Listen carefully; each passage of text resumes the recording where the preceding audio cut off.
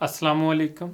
Social media पर एक वाक़या पड़ा कि एक 9 साल का बच्चा मस्जिद के कोने में बैठा हाथ उठाकर अल्लाह पाक से न जाने क्या मांग रहा था। कपड़ों में पैबंद लगा था मगर थे नहायत साफ। उसके नन्हे नन्हे से गाल आंसुओं से भीग चुके थे। बहुत से लोग उसकी तरफ मुतवज्जा थे और वो बिल्कुल बेखबर अल्लाह पाक से बातों में लगा हुआ था। जैसे ही वो उठा, एक अजनबी ने बढ़कर उसका नन्हा सा हाथ पकड़ा और पूछा, अल्लाह पाक से क्या मांग रहे हो? उसने कहा कि मेरे अब्बू फौत हो गए हैं, उनके लिए जन्नत मांग रहा था। मेरी अम्मी हर वक्त रोती रहती हैं, उनके लिए सब्र मांग रहा था। और मेरी बहन माँ से कपड़े मांगती है, उसके लिए रकम मांग रहा था। अजनबी ने सवाल किया, क्या आप स्कूल जाते हो? बच्चे ने कहा, हाँ जाता हूँ। अजनबी ने पूछा, किस क्लास में पढ़ते हो?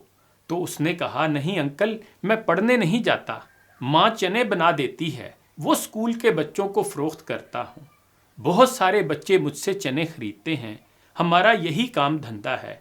साहिब तहरीर ने लिखा है कि बच्चे का एक एक लफ्ज़ मेरी रूह में उतर रहा था। अजनबी ने फिर उससे पूछा कि तुम्हारा कोई रिश्तेदार है? तो उसका जवाब हमें लाजवाब कर गया। उसने कहा, अम्मी कहती हैं गरीब का कोई रिश्तेदार नहीं होता। अम्मी कभी झूठ नहीं बोलती, लेकिन अंकल जब हम खाना खा रहे होते हैं और मैं कहता हूँ अम्मी आप भी खाना खाओ, तो वो कहती हैं नहीं मैंने खा लिया है, उस वक्त लगता है कि वो झूठ बोल रही हैं। फिर उस अजनबी साहब ने उससे पूछा, बेटा अगर घर का खर्च मिल जाए तो क्या तुम पढ़ोगे? तो बच्चा बोला, बिल्कुल नहीं, क्योंकि तालीम हासिल करने वाले गरीबों से नफरत करते हैं। हमें किसी पढ़े लिखे ने कभी नहीं पूछा, बस पास से गुजर जाते हैं। अजनबी हैरान भी था और परेशान भी।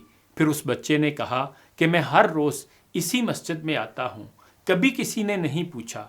हालांकि यहाँ आने वाले तकरीबन तमाम लोग मेरे वालिद को जानते थे, मगर अब हमें कोई नहीं जानता। बच्चा ज़ोर ज़ोर से रोने लगा और कहने लगा, अंकल जब बाप मर जाता है तो सब अजनबी बन जाते हैं। हमारे पास बच्चे के सवालों का कोई जवाब नहीं था। ऐसे कितने मासूम होंगे जिनके दिल ज़ख्मी हैं, गुर्बत ने जिनका जीना महाल कर दिया है, घर में जिनके फाके हैं, छोटी छोटी हसरतों के पूरा होने के लिए जो तरसते हैं। बस एक कोशिश कीजिए और अपने इर्द गिर्द ऐसे ज़रूरतमंद यतीमों और बेसहारा लोगों को ढूंढिए और उनकी मदद कीजिए। अपने घर के लिए महंगी अशिया खरीदते हुए पहले आसपास किसी गरीब को देख लें। बहुत से लोग होंगे जो सवाल नहीं करते, जिनका ज़रिया मुआश ना हो या कम हो। किसी बुज़ुर्ग रेड़ी वाले से ना चाहते हुए भी कुछ ना कुछ खरीद लिया करें, शायद आपकी मदद से उसके घर भी चूल्हा जल जाए। छोटी सी नेकी को भी छोटा ना समझें, क्या पता वही खुदा की नज़र में बड़ी नेकी हो, वही आपकी निजात का ज़रिया बन जाए।